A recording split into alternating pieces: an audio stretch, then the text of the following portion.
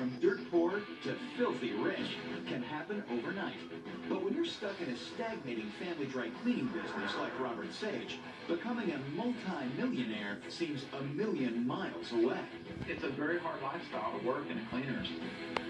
You're working in the heat, you're working in the elements, it's the same thing. It's rough. Robert Sage not only faced financial ruin, but costly personal tragedy. I actually had a hernia operation, so I had medical bills. My dad had passed away, so I had funeral bills because him and mom were divorced. So I pretty much had a lot on my plate, and I just couldn't afford it. In 1998, Robert filed for bankruptcy. He was living in a trailer in back of his mother's Jacksonville, Florida home.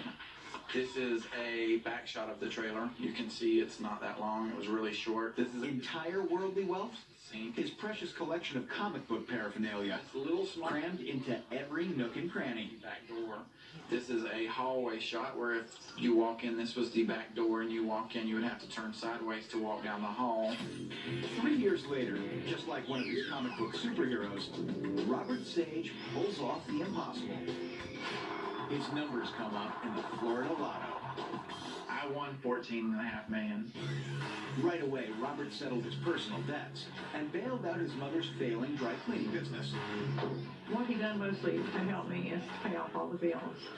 I don't have pressure. I can walk out anytime I want to, and that's what's really nice. The best thing about winning the lottery was being able that I could help my mom out and get her to slow down and really enjoy life for a change because she worked so hard all of her life. The second best thing about winning the lottery? Robert quit his job and his trailer and shelled out for his first house in the gentrified part of Jacksonville. This is my new house. This is my purchase I bought after I won the lottery. It's a lot bigger than the trailer that I lived in. 7 times bigger, in fact. From a single white trailer to 4,100 square feet of 1920s historical heritage. This is the dining area, which when we have guests over for Thanksgiving, for Christmas, my family comes over, we've had friends over. But Robert's pride and joy isn't the classic interior or the fancy furnishing. It's what he calls his little corner of comic book heaven.